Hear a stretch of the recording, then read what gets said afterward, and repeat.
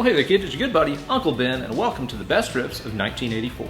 I've wanted to do a series where we count down the best riffs of any given year for a long time, and 1984 seemed like a perfect place to start. The hair was getting bigger, the pants were getting tighter, and I was getting born. And of course, there were also an incredible amount of fantastic albums being released in the pop, rock, blues, and metal worlds that year. When I looked at a list of records that were released in 1984, I couldn't believe so much great music was released in one year, so it was really hard to narrow this list down. So hard, in fact, that I actually had to make a second video. And you can see that video, in addition to tons of other exclusive stuff, over at the coolest place on the internet, my Patreon page, patreon.com/Ben Eller Guitars. There's a lot of other really cool riffs in there that I just couldn't fit into this video, so be sure to check it out over at patreon.com/Ben Eller Guitars. Thanks. I've also done lessons on how to play a lot of these tunes here on my channel, so if there's a particular song that you're interested in learning more about, be sure to watch on screen and I'll put up a little caption there telling you what episode of Weekend Wank Shop you need to scope out. Let's kick this list off here with the intro to one of the most smoldering tracks that the hottest blues player from Texas ever wrote. Check it out.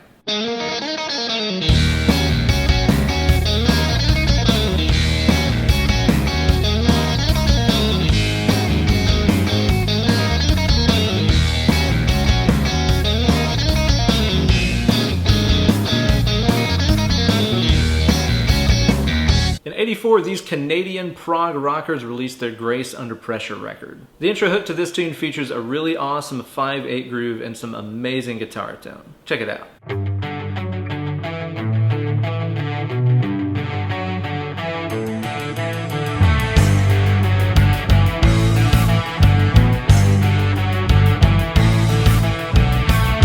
If the words that they're saying are true, this next band wants to rock. I also want to rock.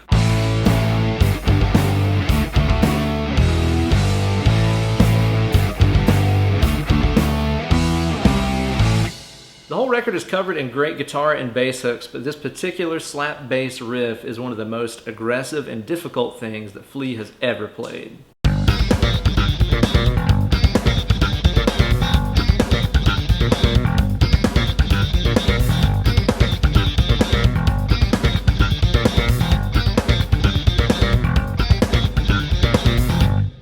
Next up, we got another keyboard-heavy riff that I've transposed for guitar. It came from a group that went on to become one of the biggest bands out of the United States during that decade. I think you've probably heard of them.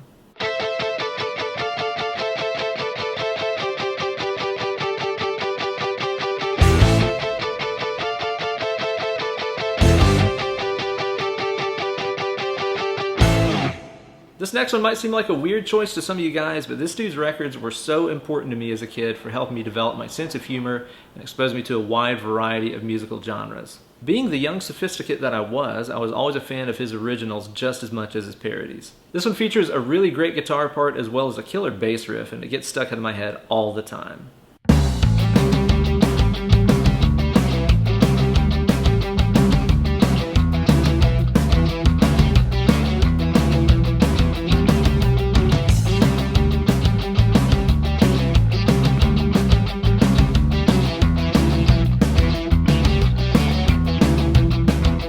Next riff here comes from a British group that featured the greatest voice in rock and roll history as well as one of the most original voices in guitar.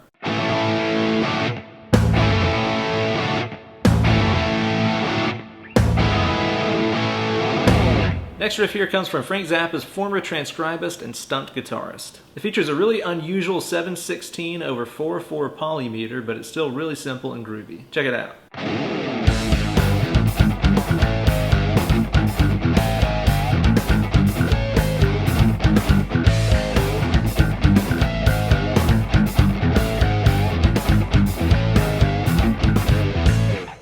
Next one on the list isn't exactly a riff per se, but it's undoubtedly one of the most memorable and explosive moments in 80s guitar history.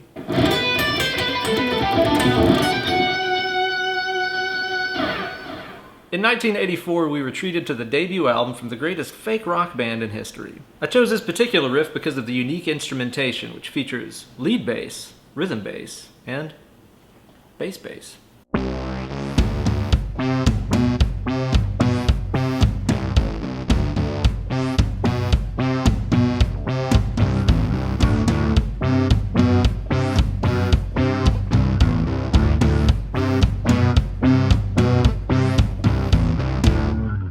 Up next we've got a keyboard-heavy tune from an 80s one-hit wonder that features one of the greatest solos of the decade. The chords in the original were played on a big-ass 80s sounding synthesizer, but they sound really cool when you put them on guitar too.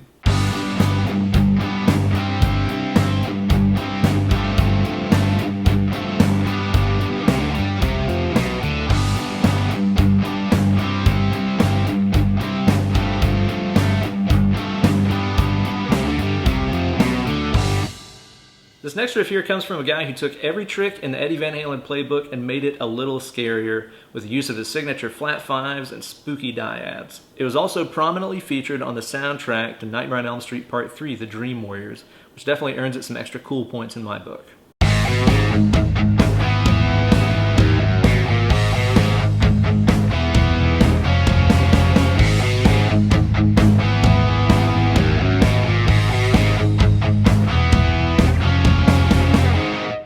Next up, we got the intro to this song that was a huge hit for this alternative band in 1984. And I think we can attribute the success of the song to the awesome and simple bass riff that starts the tune out.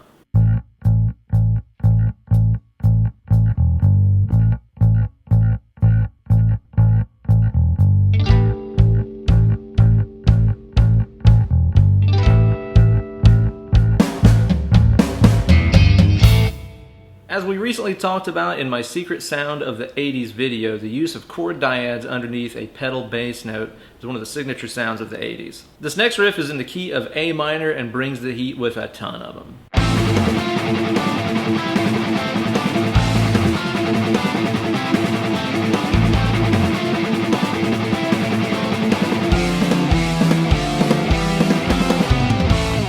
This next riff comes from one of the most important guitar players of the 1980s sound. I mean, come on, he wrote the f***ing theme to Top Gun.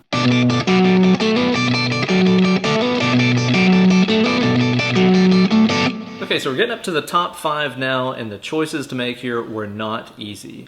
If I've left off your favorite riff from '84, be sure to let me know in the comments section below. Next up, let's check out one of the most iconic arena rock riffs of all time.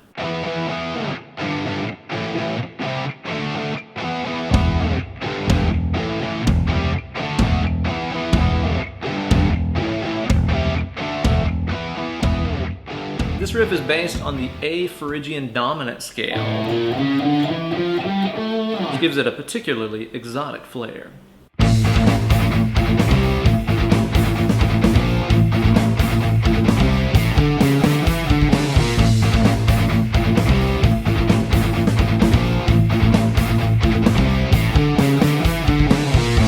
Up next, we have a riff that's not just one of my favorite riffs of 1984, but one of my favorite of the entire decade, and it comes courtesy of one of the baddest guitar duos in hair metal history. One of my favorite things about this riff is the way that the two guitar players play it slightly differently from each other. They're both following the exact same chords, but the pattern of the strums and chugs for each guitar player is slightly different. It's a really cool thing that we heard on those classic Guns N' Roses records that's just not really present in a lot of modern rock and metal music. It also has some diabolically stretchy chords. Check it out.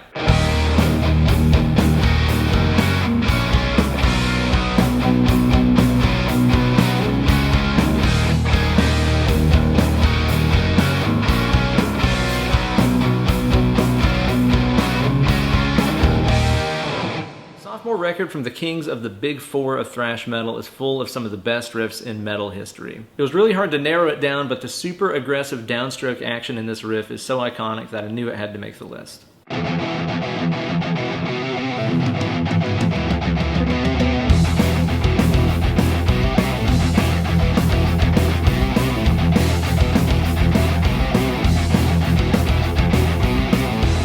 And let's be honest, I think we all knew what we would find at the top of this list. I mean, it's kind of right there in the name of the album. And really, that record is so full of awesome hooks that I could have chosen any of those riffs to make it to number 1 on this list. But at the end of the day, there's just something about a super high tempo swing tune in the neighborhood of A that just screams Eddie.